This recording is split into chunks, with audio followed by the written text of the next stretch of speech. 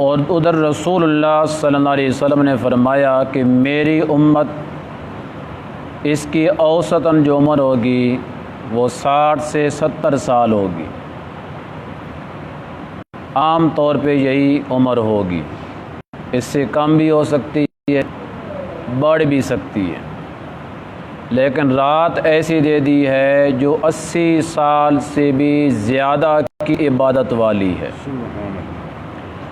اور یہ خاص اللہ کی کرم نوازی ہے اس امت کے اوپر کہ یہ رات اللہ نے اس امت کے نصیب میں فرمائی، پہلی امتوں کے نصیب میں یہ رات نہیں تھی۔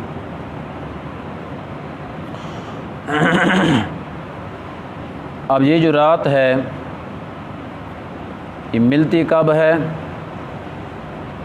اور کون سے مہینے میں ہوتی ہے، یا اس کی علامات کیا ہیں، یا اس کو تلاش کرنے کا طریقہ کیا ہے، اور خود رسول اللہ صلی اللہ علیہ وسلم نے شب قدر کو کیسے تلاش کیا ہے، اس بارے میں تو شدید اختلاف ہے تعیین کے بارے میں کہ یہ کون سی رات ہے۔ صحابہ میں ایک نمایاں مقام رکھتے ہیں حضرت عبداللہ بن مسعود رضی اللہ عنہ، ان کا نظریہ یہ ہے کہ یہ لیلۃ القدر جو ہے یہ سارے سال میں دائر رہتی ہے، جو مسلمان پورے سال میں ہر رات اللہ کی عبادت کرتا ہے وہ یقیناً لیلۃ القدر کو پا لیتا ہے۔ تو عبداللہ بن مسعود کا یہ قول ہے کہ صرف رمضان میں نہیں ہے، کسی مہینے کے اندر آ سکتی ہے، اور مسلمان کو چاہیے کہ اپنی زندگی میں ہر رات لیلۃ القدر کو تلاش کرے۔ تو تلاش کرنے کی غرض سے جب عبادت کرتا چلا جائے گا، چاہے اسے پتہ چلا ہے یا نہیں چلا ہے کہ کون سی رات تھی، جب ہر رات میں عبادت کی ہے تو اس نے لیلۃ القدر کا بھی عبادت کر لی ہے، اور اسے وہ فضیلت حاصل ہو گئی ہے جو اللہ کے قرآن نے بیان کی ہے۔ عبداللہ بن مسعود رضی اللہ عنہ کے علاوہ باقی سارے صحابہ اور باقی ساری امت وہ اس بات پہ متفق ہیں کہ لیلۃ القدر جو ہے وہ پورے رمضان میں دائر ہے، پورے سال میں نہیں۔ اب معاملہ ذرا آسان ہو گیا ہے، پورے رمضان میں دائر ہے، اور اسی کو ترجیح ہے جو جمہور امت کا قول ہے۔ لیکن عبداللہ بن مسعود جو ہیں انہوں نے جو یہ بات کہی ہے اس کی علت اور اس کی وجہ کو حضرت ابی بن کعب رضی اللہ عنہ نے بیان کر دیا ہے کہ عبداللہ بن مسعود یہ کیوں کہا کرتے تھے کہ لیلۃ القدر پورے سال میں دائر ہے، ہر رات میں اللہ کی عبادت کرو، جو مسلمان ہر رات اللہ کی عبادت کرے گا اسی کو لیلۃ القدر ملے گی، جو ہر رات نہیں عبادت کرے گا اس کو لیلۃ القدر نہیں ملے گی۔ یہ کیوں بات کہی ہے؟ یہاں ترمذی شریف کے اندر یہ بات کھڑی ہے۔ عبداللہ بن مسعود رضی اللہ عنہ کے ایک شاگرد ہیں، ان کا نام ہے زر، زا کے ساتھ، زر بن حبیش، یہ تابعی ہیں، صحابی نہیں ہیں۔ یہ چونکہ عبداللہ بن مسعود کے شاگرد تھے، اور اس کے مقابلے میں دوسرا قول حضرت ابی بن کعب کا تھا۔ ابی بن کعب بھی اپنا ایک مقام رکھتے ہیں صحابہ میں، اور میں نے پہلے ایک دن آپ کو بتایا تھا کہ ابی بن کعب کا کیا علیحدہ مقام ہے، تراویحوں کے امام تھے۔ نماز تراویح کے سب سے پہلے امام کون تھے؟ حضرت ابی بن کعب رضی اللہ عنہ۔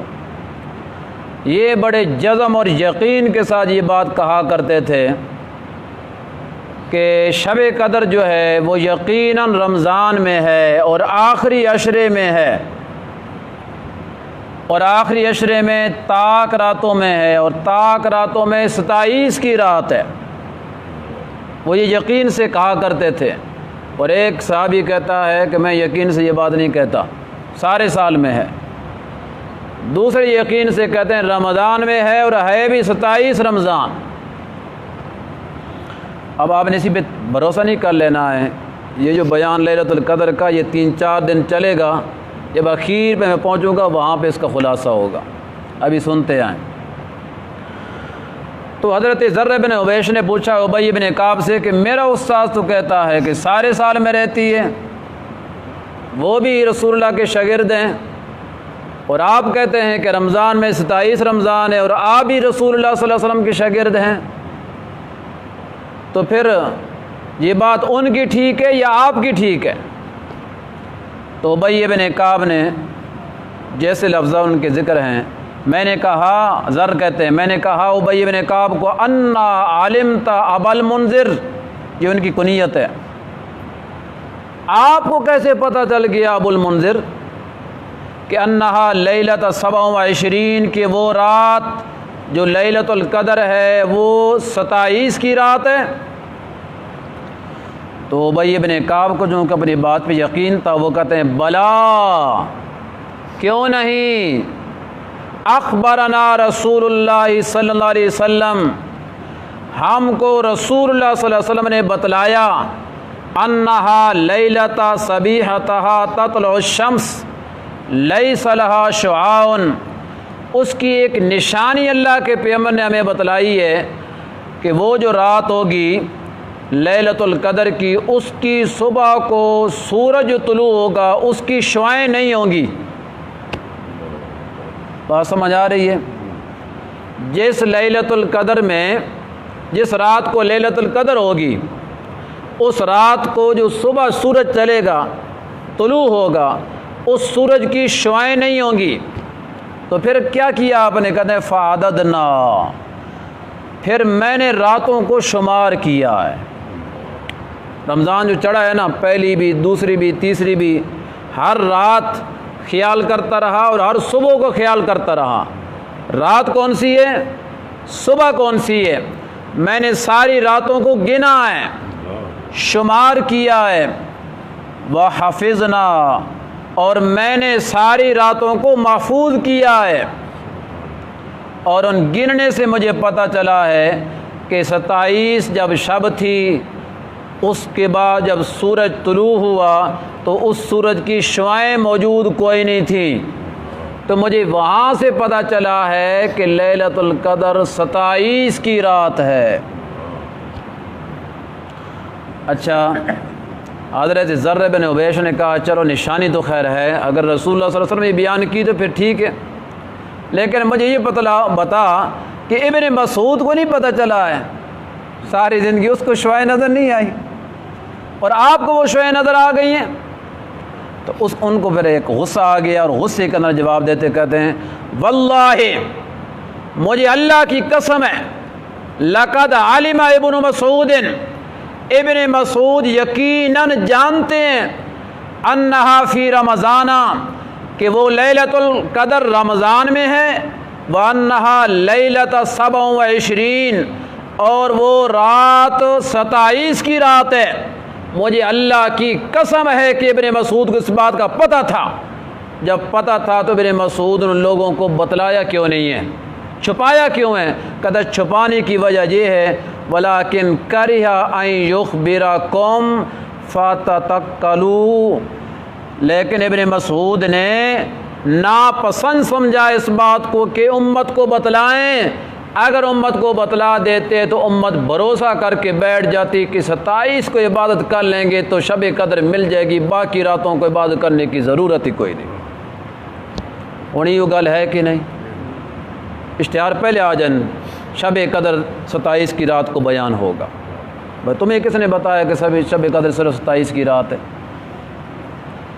ابن مسعود نے اس لیے چھپایا کہ امت بھروسہ کر کے بیٹھ جائے گی، ایک رات کو پکڑ کے بیٹھ جائے گی اور اللہ کی عبادت کرنی چھوڑ دے گی، اس وجہ سے ابن مسعود نے بتلایا نہیں لوگوں کو، اور ابن مسعود نے قول یہ کر دیا کہ سارے سال میں دائر رہتی ہے تاکہ لوگ سارا سال اللہ کی عبادت کریں، اور پھر سارا سال جب عبادت کریں گے تو شب قدر بھی اس کے اندر آ ہی جائے گی نا، چاہے انہیں پتہ چلے نہ پتہ چلے، تو سارا سال عبادت بھی ہو جائے گی، شب قدر بھی مل جائے گی، اور 84 سال کی عبادت کا جو اللہ نے وعدہ کیا ہے اس بندے کو مل جائے گا۔ تو ابی بن کعب اپنی جگہ پہ پکے ہیں، اور ابن مسعود کی بات کے اندر تعویل کر دی ہے۔ یہ نہیں کہا کہ میں زیادہ جانتا ہوں اور وہ تھوڑے جانتے ہیں، جس طرح آج کل جو مولوی ہوتے ہیں نا تھوڑے علم والے، وہ انہوں کیڑا پتہ تو مجھے ہے، یہ تو سارا میں جانتا ہوں، اسے کیا پتہ ہے؟ دوسرے کے اوپر تنقید کرنا شروع کر دیتے ہیں۔ لیکن ابی بن کعب نے ابن مسعود پہ تنقید نہیں کی، ان کی بات کی تعویل کی ہے۔ لیکن آگے اب اگلی بات سنیں، فتح الباری شرح بخاری اس کے اندر انہوں نے لکھا ہے شب قدر کی تعیین کے بارے میں 48 قول ہیں۔ کتنے؟ 2 کم 50 قول ہیں کہ شب قدر کون سی رات ہے۔ اور پھر آگے کہتے ہیں 48 قول اس لیے آگے ہیں کہ روایات مختلف ہیں، احادیث مختلف ہیں، صحابہ کے اقوال مختلف ہیں، تابعین کے اقوال مختلف ہیں، ائمہ مجتہدین کے اقوال مختلف ہیں۔